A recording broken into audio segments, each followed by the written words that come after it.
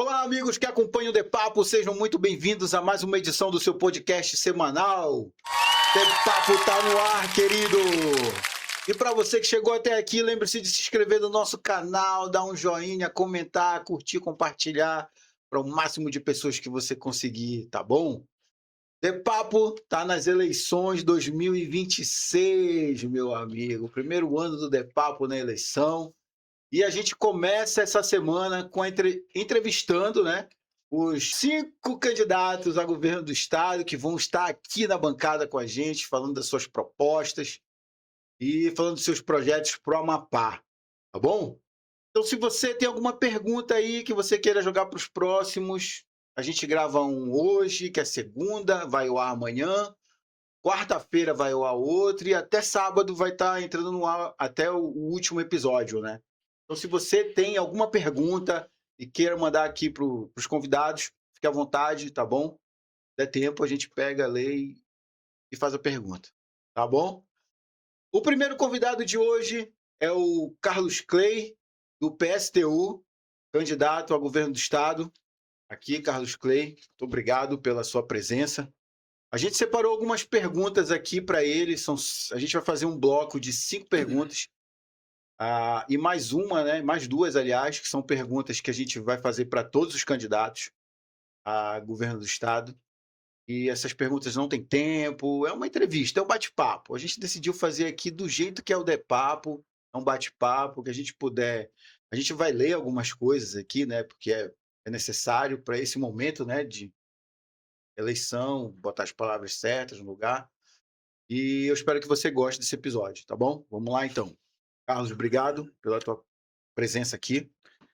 Eu que agradeço, André. Eu acho que é super importante o espaço que tem, que acho que é a gente democratizar a questão do processo das eleições, por conta de que nós achamos que o processo ele é muito antidemocrático, né? Foi criadas cláusulas de barreira por conta que os partidos que estão construídos e têm uma identidade com as lutas da classe trabalhadora, elas estão fora, né? Por conta de que só participar dos espaços de TV, que é o espaços na imprensa no geral, né, TV e rádio, significa que são todas concessões públicas e limita a participação democrática de todos os partidos. Então, para a gente, nós defendemos a participação tempo igual, financiamento igual, entendeu? E aí, sim, passaria a ser democrático. Então, seria o confronto de ideias, né?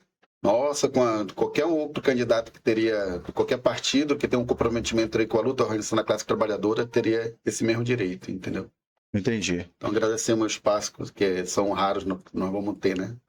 Cara, como é de praxe aqui no The Papo, eu queria que tu te apresentasse, de onde que tu és, quem é o Carlos Clay. A gente conversou aqui antes, né, em off, contou um pouco a tua história. Eu queria que o pessoal ouvisse também a tua história. Quem é o Carlos Clay? Eu sou um cara que sou um trabalhador comum, né? Minha profissão de início, eu sou motorista de ônibus, sou motorista rodoviário, trabalhei quase 20 anos no setor aqui no transporte aqui em Macapá, cerca que é a realidade. E particularmente hoje, porque eu fiz parte de uma direção de sindicato, fiz parte da organização da minha categoria, né? É muito difícil, ou melhor, quase impossível me pregar por conta de que o sistema é muito antidemocrático, né? Essa democracia é muito falsa, que é a democracia dos ricos. Então, o patrão não quer um trabalhador que organize sua própria categoria. E então hoje eu rodo de aplicativo que eu deixei de ter um patrão físico que explorava, agora tem um patrão virtual, que é uma exploração tanto quanto, entendeu? Então nós estamos tentando se organizar aí também a categoria dos trabalhadores de aplicativo, por conta de que existe uma precarização muito grande, né? Que é um decremento do lucro aí das multinacionais e vem explorando aí hoje eu tem direito nenhum, né? Então nós temos toda uma pauta aí, mas eu atuo dentro do movimento, eu sou militante do PSTU aí desde 2000, e aí eu organizo a minha categoria, as lutas da cidade, eu faço parte da luta da saúde, da educação, do meio ambiente, né? Nós estamos todos os movimentos aí que queremos transformar essa sociedade. E aí Carlos Clay, os companheiros não podem me conhecer muito das eleições, porque a gente participa para passar nossas ideias, mas nas lutas aí, a maioria dos trabalhadores que estão aí me conhece já, historicamente. Aí. Tu já foi candidato em outras eleições? Já fui candidato em 2004, se não estou enganado, fui para vereador. Em 2006, fui candidato, eu fui o vice do Clécio, nós tínhamos uma coligação PSTU, PSOL e PCB. O Clécio era o candidato ao governo, eu era o vice dele. Né? E eu continuo na luta, no chão, né? Nas assembleias, nas greves, nas lutas, e o Clécio passou por outro lado aí. Tá? O lado aí do patrão, né? Enquanto eu estou do lado aqui do peão, do trabalhador. Né? Entendi. Deixar claro aqui, pessoal, olha, todas as opiniões emitidas pelos candidatos são dos candidatos, ok? Beleza? Vamos lá.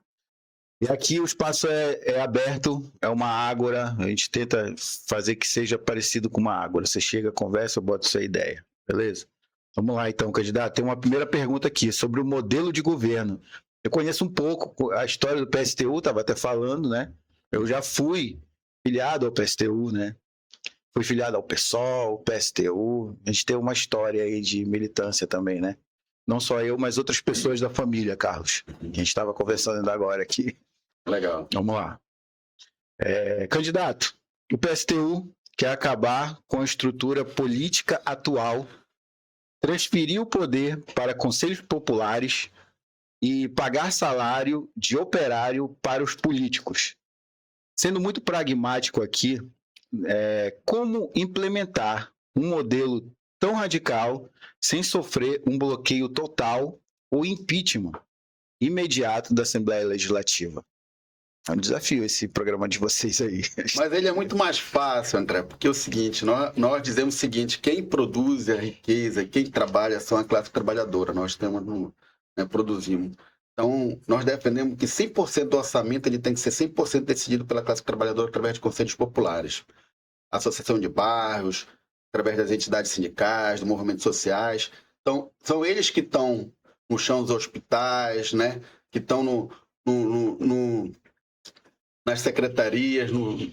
Então, eles que sabem na realidade da classe trabalhadora. Então, dentro das necessidades das comunidades, dos bairros, das cidades, quem sabe da necessidade são o conjunto da classe, através de conselhos populares. Então, 100% do orçamento, né, tem que ter sido decidido. A LOA, ela é meramente formal, porque a Assembleia Legislativa e os parlamentos, vou te dar um exemplo aqui. Foi aprovado agora um reajuste na tarifa de energia contra a classe trabalhadora. Então, isso é antidemocrático. O que é mais democrático? Então, os trabalhadores decidiram. Nós queremos o seguinte, a redução da taxa, né? Pagar menos para sobrar mais dinheiro, para a gente ter mais condições de vida, mais poder de compra. Da mesma forma que nós estamos dizendo aqui que é da escala 6x1. Olha, está na mesa do nosso senador, presidente do Senado, Davi Alcolumbre. E ele está o seguinte, ele está negociando. 80% da população da classe trabalhadora é contrário. Nós queremos reduzir a jornada de trabalho. Ele está dizendo que não. Então, isso é um processo antidemocrático. O parlamento, dessa forma que funciona, não funciona para a classe trabalhadora.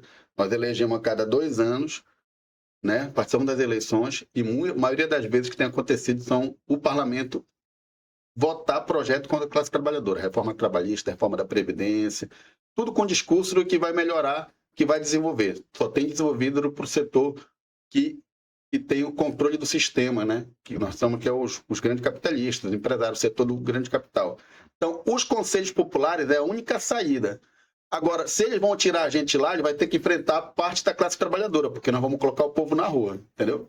Então, é dessa forma que a gente acreditamos. Não desse modelo que vai só dos interesses que a maioria são grandes empresários, estão as bancadas aí ruralistas, bancadas não sei de onde, tal, e da classe trabalhadora é muito limitada. Então nós acreditamos mais na organização da classe no sentido dos conselhos populares, não esses conselhos paritários que tem aí, que estão criados, e tentaram copiar os conselhos populares, como exemplo nós tivemos, que deu muito certo, foi na Revolução Russa, logo nos primeiros anos. Então, dessa forma que nós vamos dizer o seguinte, olha, 100% do orçamento tem que ser orçamento participativo. 100% tem que decidir são os conselhos populares. Como é que é a ideia para formar esses conselhos? Como é que tu formaria esses conselhos? Olha, qual é a ideia? Por exemplo, existe as organizações da classe, eles vão eleger os seus representantes, entendeu? Através de assembleias das comunidades associação de bairros, entendeu? Tipo, da minha categoria são dos sindicatos representantes das categorias, né? Do setor que trabalha dos ribeirinhas, do extrativismo. Então, todos esses trabalhadores aí que estão organizados, nós vamos fazer um conselho. E esses conselhos que vão decidir parte do orçamento, ou melhor, 100% do orçamento, certo? E aí, onde a gente sente as necessidades. Por exemplo, nós temos o debate da educação, que o Clécio defendia antes, a questão da gestão democrática. E é uma bandeira da pauta da categoria. Então, isso a gente vai implementar. Nós vamos ter um debate do piso da enfermagem. Nós temos que fazer com que parte do orçamento vá para cumpra o piso da enfermagem. Nós não vamos estar discutindo, deixar que o parlamento fique discutindo lá, só que dê as leis que se têm favorecido só o grande capital, como agora o reajuste da tarifa da iluminação pública, que é um absurdo, né? Então, fora da vontade da maioria da classe trabalhadora, da sociedade mapaense, foi assim, que é uma forma antidemocrática, entendeu? Vamos criar uma situação hipotética aqui. Tu venceu e tal, aí você começa a colocar em prática isso aí. Só não me respondeu do impeachment, né? Como é que tu faria para controlar um possível impeachment ou não ter um possível impeachment, né? Porque eles queriam botar para cima para a mobilização mexer com os interesses. É que vai contra os interesses da maioria, pô, né? Queria colocar o povo na rua, entendeu? Não existe outra forma que seja a mobilização dos trabalhadores, entendeu? E achar que juridicamente a gente poderia... Os caras, quando vai contra os interesses do grande capital, dos caras, dos grandes interesses dessas oligarquias políticas que nós temos aqui no Estado e para ir para fora, e aí só mobilização das massas, da classe trabalhadora, aqui, entendeu? Politicamente, como estamos colocando aí, que foi parte que foi para a rua em relação à questão da defesa das classes por parte da luta que teve os parentes indígenas lá no Pará contra a privatização dos rios, contra a questão da medida lá da educação, lá da reforma da educação que o Jader Barbalho colocou, né? Então, parte disso aí, nós vamos ter que tirar exemplo disso, certo? Sobre estatização e tarifa zero, também que está no teu programa isso aí. O plano de vocês promete tarifa zero no transporte, redução de jornadas de trabalho sem corte de salário e uma série de benefícios pagos pelo Estado. Com o orçamento atual que o Amapá tem hoje, de onde vai sair o dinheiro para subsidiar e estatizar o sistema de transporte na sua totalidade? Dinheiro tem, certo? E ele tem que ser revertido para a classe trabalhadora, para a população mapaense, né? Dos estudantes, empregados. O transporte público não tem como continuar da forma que está hoje, o caos que é o transporte público, principalmente da competência que nós temos aqui do Estado, que é das linhas metropolitanas, Macapá, Santana e Mazagão. Então, são um transporte sucateado, ônibus velho, sem condições, reduzido muito. Hoje não tem 30% da capacidade que deveria rodar, entendeu? De princípio, tu pode perguntar, mas como é que tu vai quebrar isso, essa concessão? Que lá não tem... Nós dizemos que ela já quebrou, por conta de que não cumpre com os critérios que é estabelecido, o governo do Estado, o Clécio, não fiscaliza através do SECRAP, entendeu? E tem mais.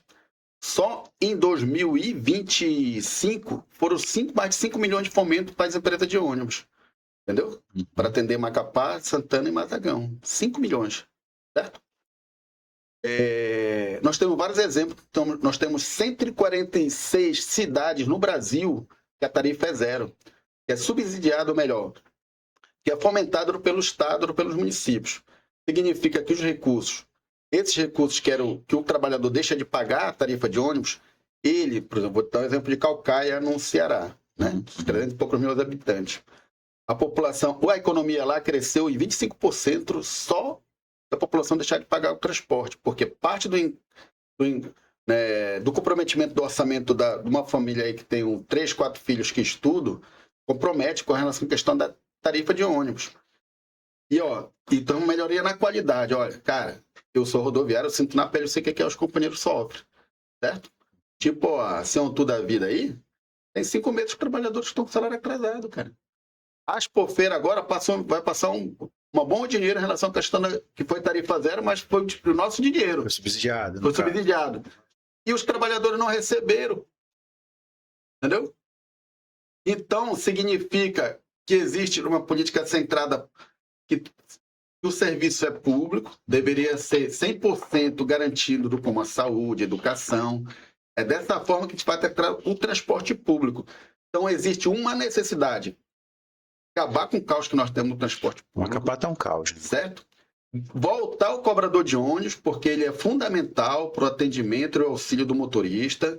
Tirar esse acúmulo de função, certo? Só aí as empresas aumentaram o lucro e muito, entendeu? Acúmulo de função e tu diz que é cobrador. O cara dirige e cobra. Não tem mais cobrador de ônibus, entendeu? Então existe, reduziu, aumentou o número de desempregado no estado, são centenas de pais de família que deixaram de trabalhar em detrimento de aumentar o lucro do patrão, certo? Deixou de pagar um pai de família, reduziu.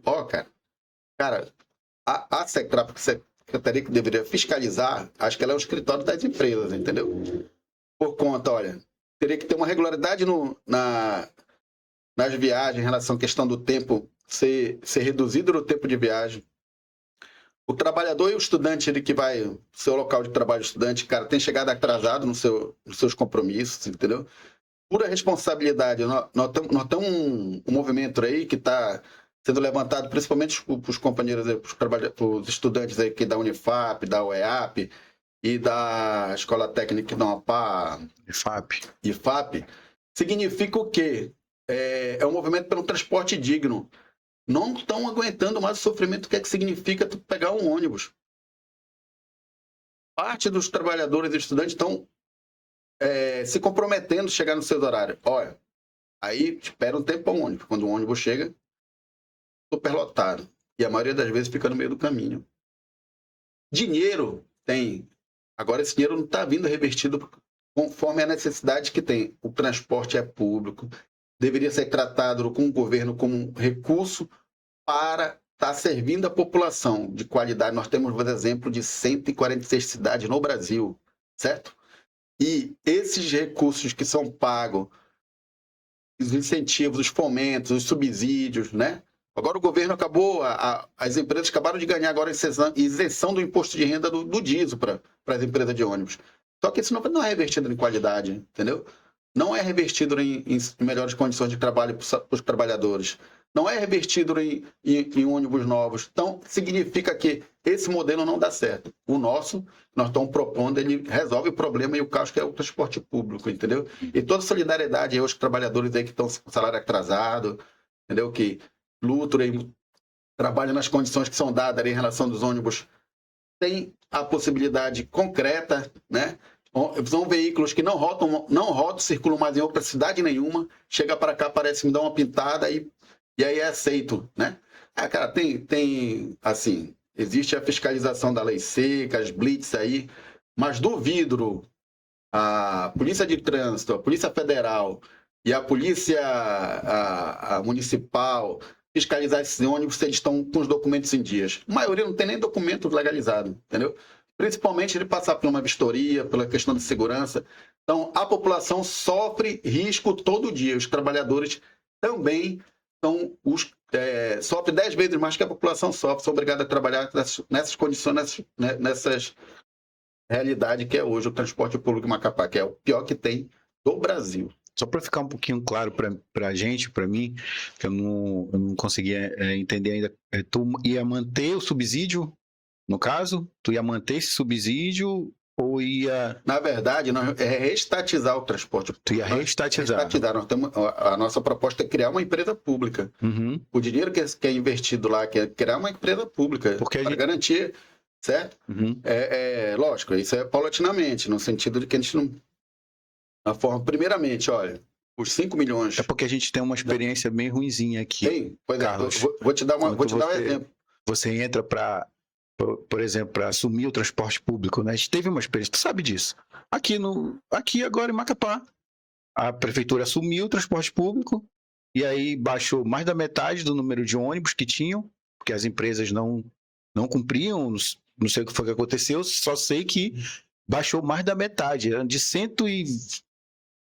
Marco Antônio teve aqui e falou que parece que eram 168 ônibus e agora são 68 ônibus. Pois é, eu vou te contar, posso te colocar uma parte da realidade do que é o transporte público. Bora eu lá. comecei trabalhando em 95. Sim. 95 Na Catane. Na Catane. Toma. Nós tínhamos na cidade aqui cerca de mais de 120 ônibus rodando. Entrou a União Macapá, concorrendo, aí entrou junto com a União Macapá, Viva, que entrou no lugar da antiga Expresso, não Expresso não, a Progresso. Sei que a gente chegou a ter, em torno disso, de 150 ônibus. Eram 5 empresas. Chegou até 4, 5 União empresas. Macapá. União Macapá, Esquila de Ouro, Catane e a Cidade Macapá, né? Isso, 4 empresas. Isso. Assim, nós tínhamos cerca de mais de 1.000 trabalhadores que Isso. circulavam no sistema. Isso. Nós tínhamos uma população que era transportada milhões por dia, certo? Isso. Entendeu?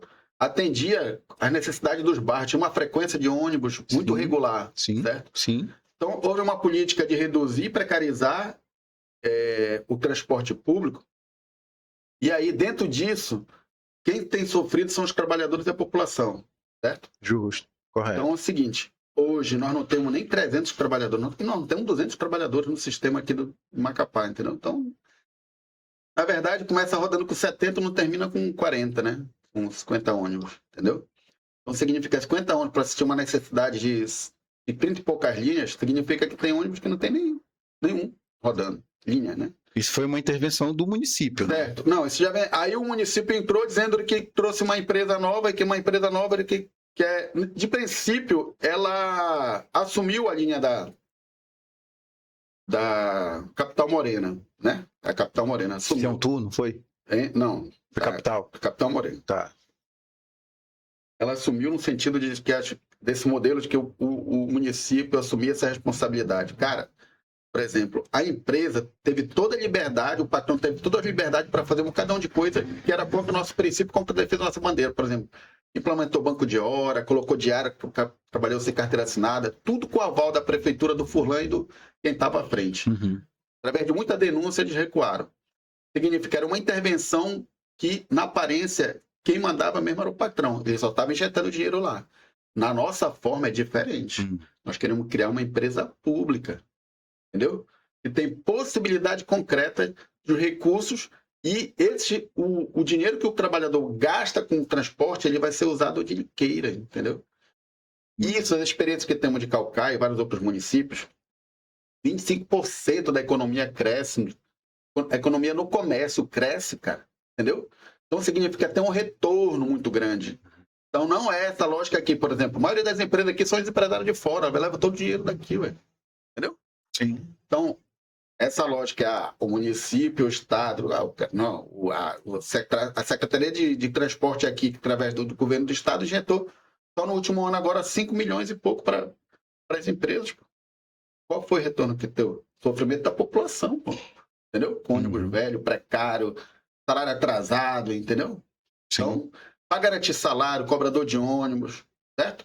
Então, o Estado de ter essa responsabilidade, o nosso governo, nosso plano de governo é o único que rompe com essa lógica aí, entendeu? Injeta muito dinheiro para o setor privado em detrimento do sofrimento da população. Vamos lá, então. No teu plano de governo também, você fala sobre segurança e drogas. Vamos lá. Vocês propõem desmilitarizar a polícia e legalizar as drogas sob controle do Estado para quebrar o narcotráfico. Mas a legalização é uma pauta federal. Como o Amapá conseguiria fazer isso sozinho e no curtíssimo prazo? Como vocês garantiriam a segurança da população nas periferias sem a atual polícia? Olha, assim, nós defendemos um debate que acho que parte dos candidatos aí, eles fazem uns lobby muito grande em relação à questão da segurança pública. Às vezes não é necessariamente a gente colocar mais polícia na rua, certo? O problema da segurança pública está interligado à questão social. Se não combater a questão do desemprego, não investir na educação, não vai adiantar. E lógico, combatendo o crime organizado, ele tem a ver com combater a questão do financiamento deles. Hoje, o setor do crime organizado ele está interligado em todos os segmentos da sociedade, principalmente na economia. Então, esse combate que nós dizemos aqui que é feito aí que é o cara que usa para questão recreativa e tal, pega um papelotezinho, ele está sendo muito, nós temos aí uma discriminação velada para a classe trabalhadora, principalmente dos negros da periferia, que é diferente do tratamento que tem com o rico, que eu pego lá no... Cheira um pó lá cheira um pó nos condomínios e tal, ele é usuário, mas da periferia não, velho. É traficante, bandido. É traficante, bandido, porque a lei antidroga que foi criada aí, ela passou a ser criminalizar a parte do... Então, aumentou o número de presos, a comunidade carcerária, a maioria é preto, pobre que está lá, nesse sentido. Agora sim, não combate a raiz do problema, entendeu? E aí nós dizemos o seguinte, e olha, o Estado hoje, no mapa da violência, ela é a polícia mais letal que tem no Brasil, entendeu? Então os números bateram o recorde nos últimos 7 anos. Não significa, nós dizemos que ela, não é que ela é bem treinada, não, ela era uma forma treinada de uma forma errada, porque existe um preconceito em relação a isso. Primeiro, ela atira para perguntar. Segundo, que nós colocamos o seguinte, que o povo da periferia, o governo do estado que está divulgando aí em relação à questão de uma redução dos roubos e tal, na confiança da polícia, mas da periferia, a turma não é par, não é medo, entendeu? Tem mais medo da polícia do que qualquer outra coisa. Porque é isso, entra nas pontes, não entra na ponte para dar segurança. Eu acho que tem a ver com isso. E aí, esse modelo que nós temos de polícia, nós dizemos o seguinte, que é da herança da ditadura militar, nós queremos desmilitarizar a polícia. Não significa que nós vamos acabar com a polícia militar, nós queremos transformá-la em outra coisa. Primeiro, é fazer com que ela tenha direito de se organizar, que ela não tem direito. Não tem direito de ter sindicatos, de organizar, porque aí parte dos trabalhadores que estão na rua, que estão no front, não tem esse direito, porque o comando lá vai e pune. Então, por isso, nós temos esse modelo que significa isso. Agora, para combater, tem problema social. Não significa que vai ficar sem polícia. Não. Aí a turma desvincula parte das coisas. Ao contrário, é integrar as polícias numa só. E aí os comandos, quem decide seus líderes são os próprios trabalhadores, entendeu? São os próprios praças que estão na rua, entendeu? Essa forma da polícia se vê da herança da ditadura militar, certo? Então, por isso que muitas das formas forma de abordagem, de treinamento, ali está vinculado lá no processo da repressão, entendeu? Então, nós temos que mudar. A polícia tem que ser uma polícia ostensiva, no sentido tem que estar integrado com a comunidade tem que estar muito inserida nesse processo, junto, logicamente, com o governo, uma geração de melhoria na educação, melhoria na questão da cultura, melhoria na questão do salário de emprego dos trabalhadores, entendeu? Então, isso tem uma relação direta com a diminuição do crime, porque é muito mais fácil ser recrutado para as organizações criminosas do que, né? E assim, por exemplo, a polícia não chegou lá invadindo da questão do banco master lá atirando, chegou? Entendeu? Mas chega lá na ponte, lá chega atirando, certo? Então, existe uma descriminalização em relação à questão de classe, para quem serve, de que forma ela atua, entendeu? Então, várias operações da Polícia Federal com a Polícia Civil, quando chega investigando os crimes de colarinho branco, chega lá ao contrário, nem algema o cara, entendeu? É tratado de outra forma, mas da periferia, os negros, não atira para depois perguntar, certo? Então, esse modelo aí, que é descriminalização, a questão descriminaliza a classe trabalhadora, nós queremos mudar isso. E como é que funcionaria a questão da liberação de drogas? Quais seriam as drogas? Se vocês iam classificá-las ou liberar tudo, como é que ia ser isso aí? E é um desafio, né? Porque é uma questão nacional essa, né? E a gente está tratando em uma parte. Isso é todo um debate, né? Então, tem um cara que faz umas comédias no coisa aí, por exemplo, cogumelo é liberado, né? É mais alucinógeno do que qualquer outra coisa. Mas assim, existe uma grande pressão em relação à questão da cannabis. A cannabis ela é mais medicinal do que outra coisa. Ela ela nem causa dependência, certo? Então nós temos um debate em relação à questão de desenvolver e liberar parte do consumo dela, que ela trata mais a saúde do que outra coisa. Então existe hoje uma criminalização em relação a isso, né? Aí tem um debate em relação à questão das outras drogas, porque principalmente não existe centro de tratamento para companheiros que têm independência química. Tem um escape muito precário, entendeu? Muito precário, certo? E olha, muitas das vezes, parte do tratamento da dependência química tem a ver com remédio fármaco feitos de cannabis, certo? Então, nós defendemos parte dessa política que ela, além do Estado ter um controle muito mais seguro, e aí quebra a questão da questão econômica desse setor do crime organizado, né? Uhum. Hoje a gente estava até conversando sobre essa questão do crime organizado no início do nosso bate-papo aqui, que hoje ele está ramificando para outros segmentos, né? Já dizem que a droga já é um ganho, não é um ganho tanto quanto lavar um dinheiro numa empresa, na Faria Lima, né? Então começaria uma discussão aí. Os Estados Unidos começou descriminalizando já, né? Já descriminalizaram a maconha, por exemplo. Que eles já estão de olho nesse mercado, né? Para vender óleo, para vender, enfim, todos os produtos derivados, né? Olha, André, o país que está mais avançado em relação à pesquisa do óleo da cannabis, da questão tudo da propriedade que ela tem de benefício para a saúde humana é Israel. Olha a contradição, certo? Uhum. Entendeu? Olha aí. E aí, nós dizemos o seguinte, é muita criminalização por conta tem a ver com relação à questão econômica mesmo, entendeu?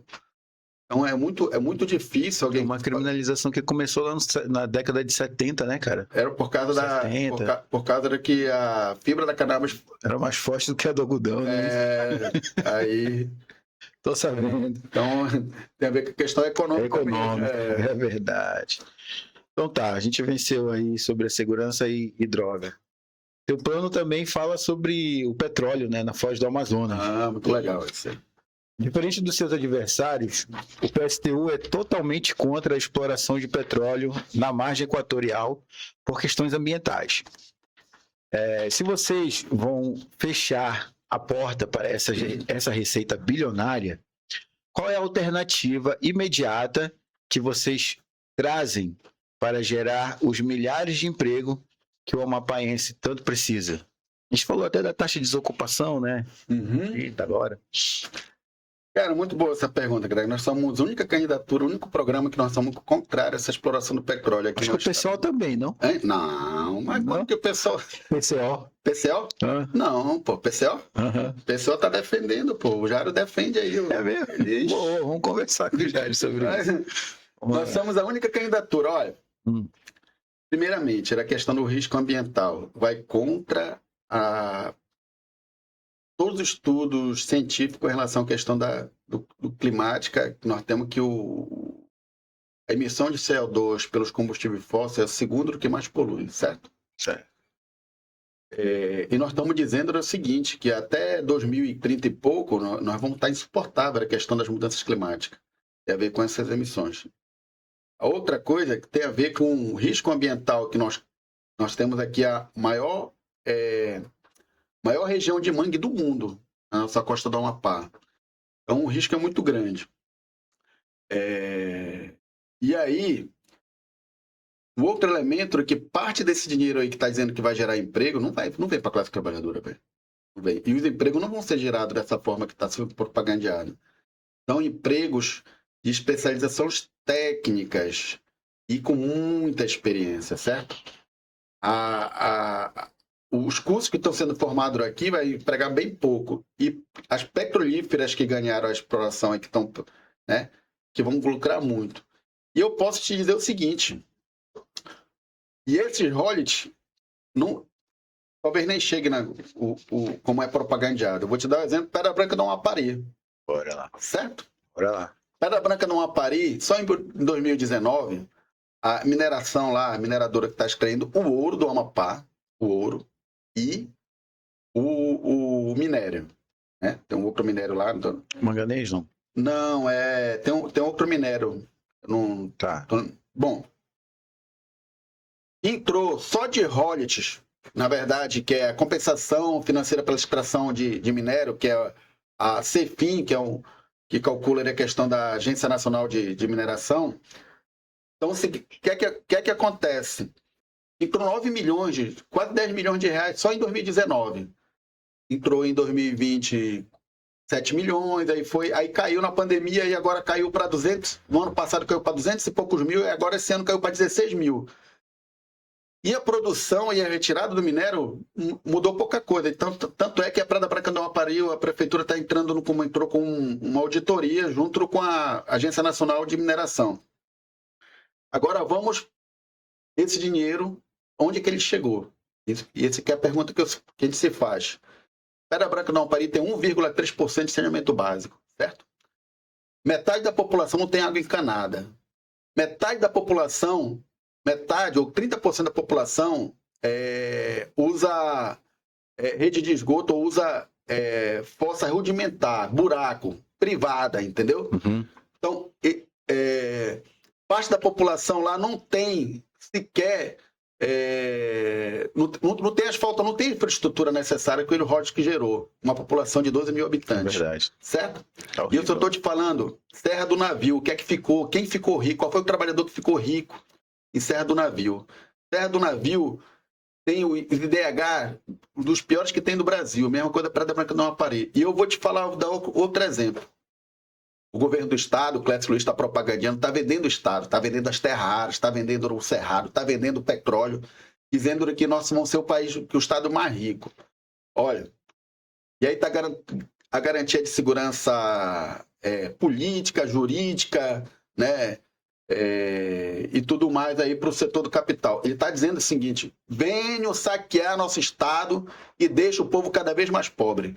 Porque os números que mostram que nós estamos hoje, parte dos trabalhadores hoje, que os empregos, nós somos o primeiro no desemprego no Brasil, nós somos no último período, nas últimas décadas, o Amapá saiu mais gente atrás de emprego melhores, com melhores salários, do que entrou gente no estado, do que nasceu, entendeu? Então saiu mais gente do que entrou. E olha, com toda essa propaganda aí, o Iapoque hoje, cara, tu vai no Iapoque, o custo de vida lá dobrou por essa falsa promessa dizendo que vai se desenvolver. O que é o Iapoque? O que é o Iapoque hoje? Existe um grande centro demográfico, está todo mundo migrando para lá, com esperança que vai gerar emprego, não vai ser alguns serviços, e aí os trabalhadores não têm onde morar, a prefeitura não consegue alocar os trabalhadores que têm várias ocupações, irresponsável, porque era para estar tratando isso com muita competência e responsabilidade, e estão vendendo o Estado do Amapá como o petróleo fosse resolver os problemas. Nós defendemos, para gerar emprego, nós temos que estar... a Petrobras tem que investir os recursos delas em energias renováveis, entendeu? Que poderia estar gerando muito mais emprego contra essa política de poluição do meio ambiente, certo? Valorização dos ribeirinhos, valorização na cultura, valorização no turismo. Isso vai desenvolver o Estado. Isso vai gerar emprego, entendeu? Não para o grande capital, rompendo essa lógica aí, né? Para que os trabalhadores de fato tenham essas garantias. E olha, vamos dar exemplo de novo. Pedra Branca do Amapari. E aí tem vários, tem Tartarugalzinho, que também está nessa mesma lógica e tal. E eu posso chegar até em Quari. Sabe onde é Quari? Não.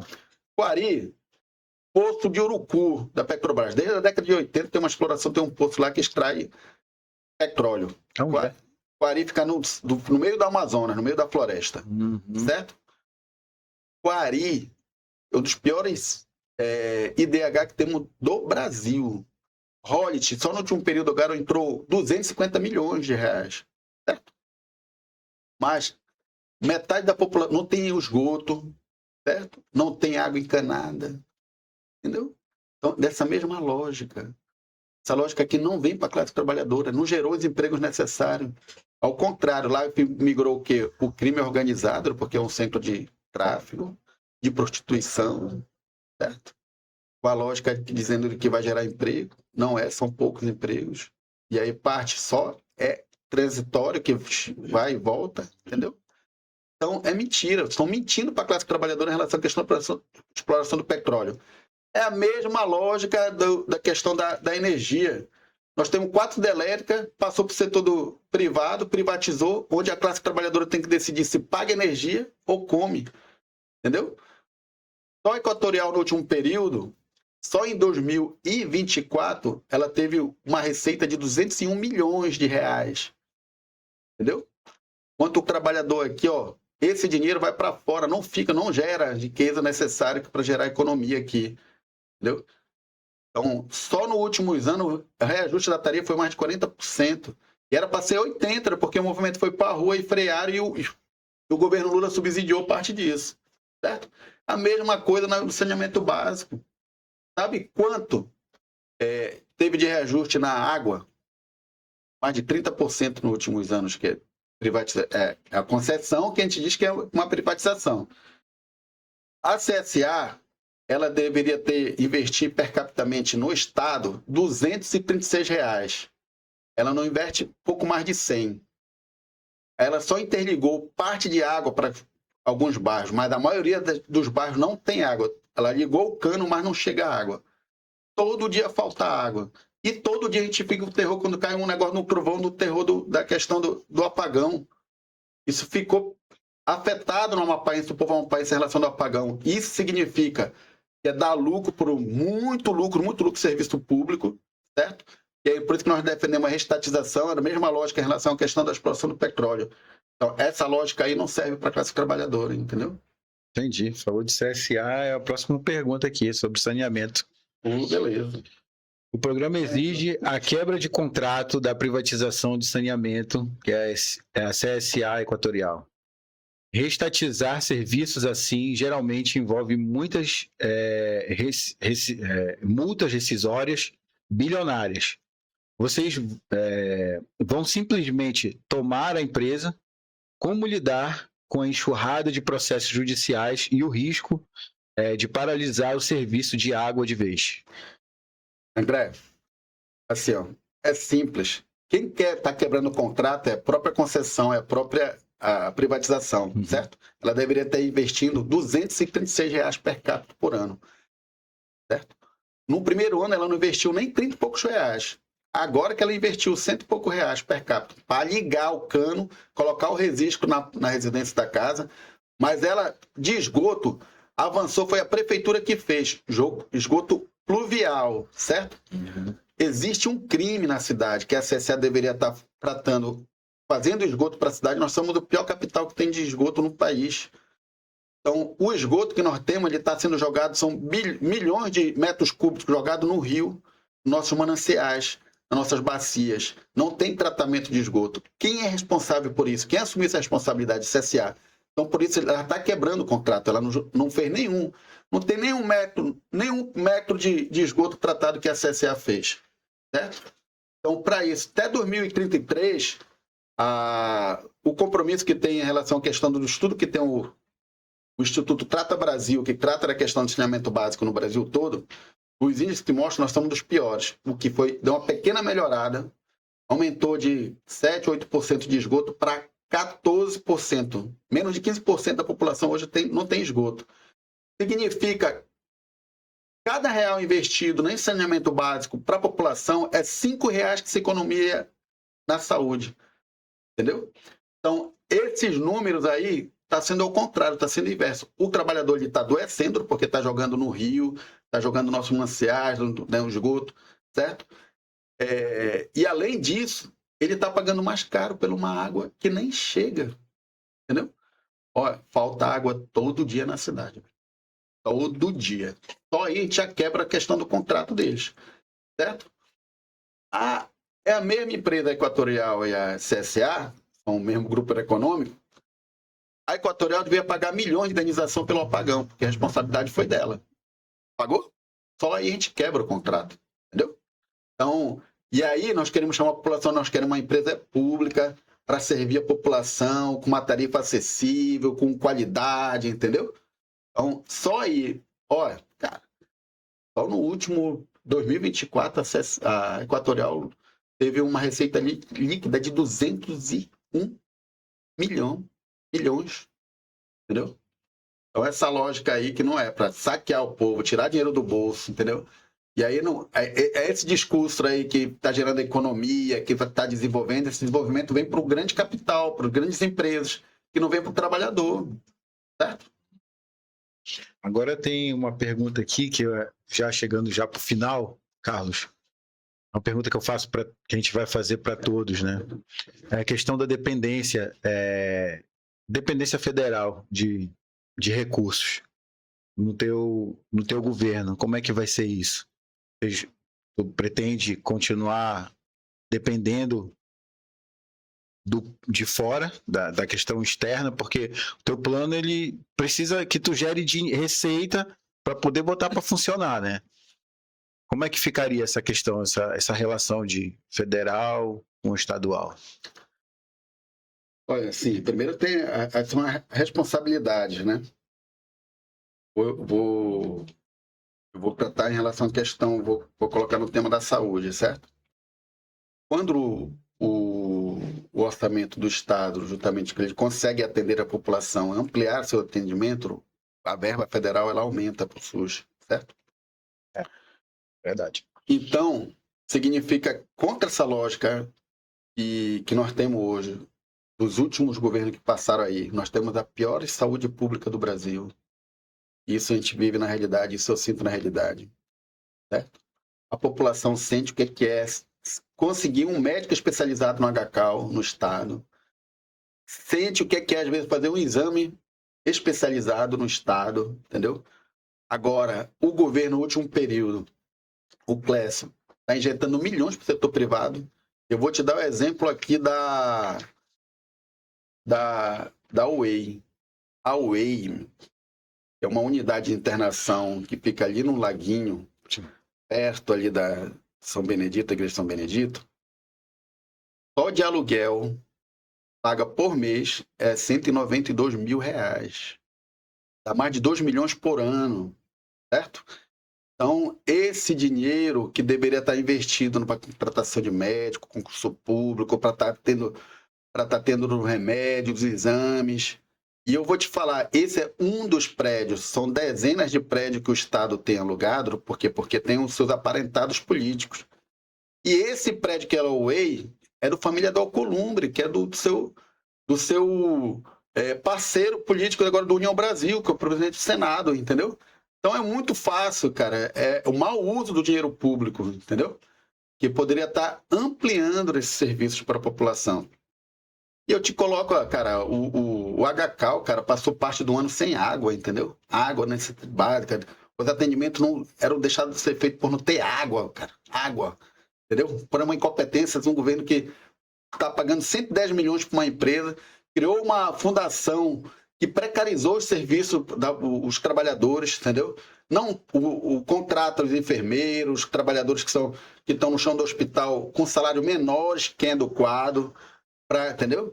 Quem terceirizou os serviços para as empresas ganharem muito dinheiro. Então, em detrimento da saúde pública, o lucro está acima da saúde pública. Vou te dar outro exemplo. Uma emenda do senador aí, o presidente do Senado, Davi Alcolumbre, o Mais Visão, só numa sacada foi 30 milhões para fazer cirurgia de catarata. Cara, eu fui ser atendido lá. Os caras atendiam quase 300 pessoas no dia, no container. Entrava 6, assim, no médico olhando, assim, não conseguia nem fazer pergunta que a médica tinha que atender na porrada. Entendeu? Então, 30 milhões que daria para criar um centro oftalmológico com segurança, contratar médico, contratar equipamento, comprar equipamento, mas vai para o setor, para uma outra empresa que diz que é uma fundação sem fim lucrativo que está ganhando muito dinheiro, o atendimento da população. O lucro está acima da saúde pública. Sabe o que aconteceu? Fez 150 cirurgias num dia, fazia mais de 100 cirurgias por dia. Os protocolos de saúde diziam que isso é humanamente impossível. O risco era tão grande. O que aconteceu? Parte dos trabalhadores ficaram cegos, né? A população. Tudo em detrimento do lucro. Tem responsabilidade aqui, o próprio Davi, o próprio Clécio Luiz, que é governo do Estado. É assim que ele trata a saúde pública do Estado. Então nós temos que 100% do dinheiro público do SUS tem que ser investido no público, entendeu? Não tem para o setor privado. Cara, desde a refeição que é fornecida, só no último período o primo José está respondendo vários processos, pega milhões, pô. Milhões, entendeu? E assim vai, o fornecimento dos uniformes, dos lençóis, entendeu? Tudo terceirizado. Aí, uma grande propaganda. Olha, só em prédio público, cara, não tem ideia quantos milhões são gastos. Por quê? Porque são os parceiros políticos, né? A tua ideia, então, seria cortar esses só daí dá aumentar a receita. Só daí dá pra sobrar dinheiro demais, velho. Entendeu? Olha, a OEAP, os trabalhadores e os estudantes, a comunidade estudantil lá está no movimento. Por quê? Porque está em reforma lá o prédio Campos 1 e estão locando os trabalhadores no outro prédio lá onde é do lado do IBES lá. Sim, certo? Sim. Esse prédio é de uma parceira política que é uma candidata da federal, entendeu? Que tem um cargo político aqui na Negócio das Mulheres, aqui perto do Plano Valdec, e paga 50 mil reais o aluguel. E o prédio não tem minha possibilidade de alocar os estudantes lá. Não tem sensibilidade, não tem como fazer questão, montar um laboratório de pesquisa, não tem nada. Cara, é tudo. Então, parte desse dinheiro, parte do dinheiro para o setor privado, que poderia estar sobrando, investido, construindo. Vou te dar um exemplo aqui da Secretaria de Saúde. Vai, ela passa na fábrica lá, a Secretaria de Saúde está largada lá, né?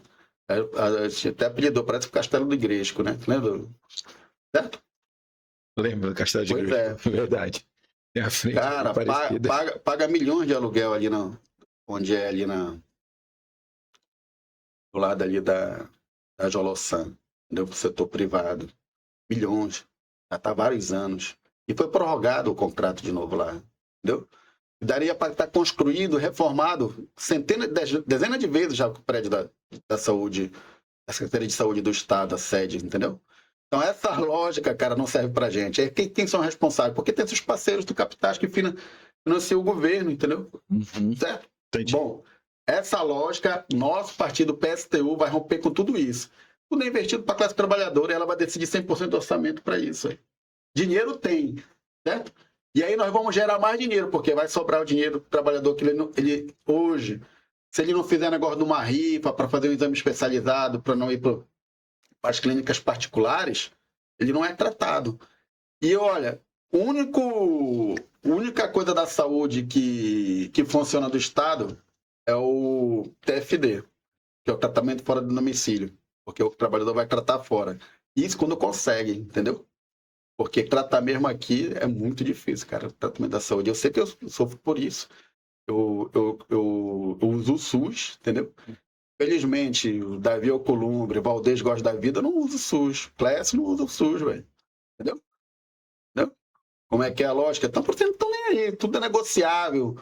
Saúde. O lucro está sobrepondo a saúde da classe trabalhadora. Como foi aí nos capuchinhos e aí vai.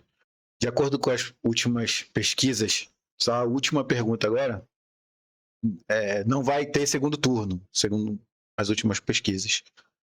Mas vamos dizer que tenha um segundo turno, vamos para uma situação hipotética. O PSTU apoiaria num possível segundo turno, se, digamos que está lá Clécio e Furlan, que hoje são os que estão mais pontuando na frente, né? O PSTU apoiaria uma das duas chapas no segundo turno? E eu posso te dizer mais, como a nossa decisão é muito coletiva, da nossa militância, mas eu posso te adiantar que parte do nosso princípio, nosso programa, nós não temos acordo com nenhum desses outros candidatos, nem seus partidos, certo? Cara, Furlan mudou só a forma, mas a política é a mesma, entendeu? Terceirizou tudo, entendeu? É envolvido em corrupção, tá aí, não? Então, tá em defesa, tá com unidade aí com a ultradireita, entendeu? Se esconde, não mostra de verdade, né, quem ele é, certo? Clécio, União Brasil, velho, é doido, cara. O cara que o presidente do Senado que tá sentado em cima da pauta da escala 6x1, com 80% da classe trabalhadora tá dizendo vota, nós estamos cansados, cara, de trabalhar, entendeu? nós não temos folga, nós não temos vida após o trabalho, entendeu? Então, não tem um acordo com nenhum desses caras, entendeu? Nenhum. Beleza. Furlan mudou a forma da mesmo jeito da mesma velha política, certo? Há que diga aí os trabalhadores aí do transporte que não melhorou nada, entendeu? Fez algumas praças, asfaltou com asfalto que já está tendo que refazer de novo, entendeu? Não terminou nenhum mandato, certo? Essa lógica deu para uma empresa, para as empresas ganharem muito dinheiro, pagando o metro cúbico em média do asfalto R$44, certo? Então, calcula aí quantos quilômetros foram rodados e multiplica isso por metro quadrado, então dá muito dinheiro, entendeu? Que daria para estar tendo uma empresa pública e tal. Assim, da mesma forma, lógica, aí o Clécio, com parceria aí com, entendeu? Com tudo que é ruim pro nosso estado aí, que, a família da Alcolumbre aí, no último período que ele é senador aí, aumentou seu patrimônio, ou melhor, seus parceiros políticos aumentaram seu patrimônio 5 vezes, certo? Uhum. O próprio Clécio Luiz aí, mano, o último seu patrimônio aí triplicou, né? Lançado aí de mais de 400 mil reais. Sei não vi ainda. Certo? Entendi. Tá bom, tá certo. Obrigado, Carlos, pela tua presença aqui e aberto esse espaço para falar aí com a população, tá bom? Tem algum outro recado que você queira deixar? Não, assim, nós estamos... Vou te falar aqui para o público. A nossa candidatura, ela tem um diferencial muito grande, né? Nós somos centrados na questão da revolução da classe trabalhadora. Agradecer o espaço aí do André, acho que é super importante, né? Nós estamos dizendo aí para os trabalhadores aí que nós somos trabalhadores com sistemas, estamos organizados aí junto com as pautas aí que estão a questão da escala 6x1, revogação da questão da reforma da Previdência, reforma trabalhista, em defesa do meio ambiente, de fato, aí, que se desenvolva um meio ambiente que seja para estar mantendo o ambiente saudável, né, preocupação no futuro e gerando a questão da renda e recursos para o nosso Estado. Nós somos uma candidatura que vamos estar nas ruas, entendeu? Nós não vamos prometer que vamos resolver o problema da classe trabalhadora, ao contrário, é junto com a classe trabalhadora que nós vamos estar governando. E é isso, siga a gente, né? Tem minha companheira Ana Paula, que é minha vice aí, tá na batalhadora também, trabalhadora, companheira de luta. Junto com os companheiros que constroem a nossa militância. Então sigam a gente nas redes sociais, é o único espaço que a gente também é limitado, que a turma paga milhões, a gente não tem esses milhões para estar pagando, para estar impulsionando as coisas. E é isso, né? Vote no 16, que é a única alternativa aí. Se todos os outros candidatos aí têm o mesmo projeto, nós somos a única alternativa para a classe trabalhadora, né? É isso aí. Obrigado, Carlos, mais uma vez. Boa sorte nessa corrida aí, nessa jornada, que não é fácil. E para você que ficou até aqui, o que tu achou aqui das propostas do Carlos? Deixa aqui embaixo teu comentário, manda aqui para a gente ficar sabendo, tá bom? Muito obrigado pela tua audiência e a gente volta logo com outro candidato. Valeu? Um abraço. Tchau!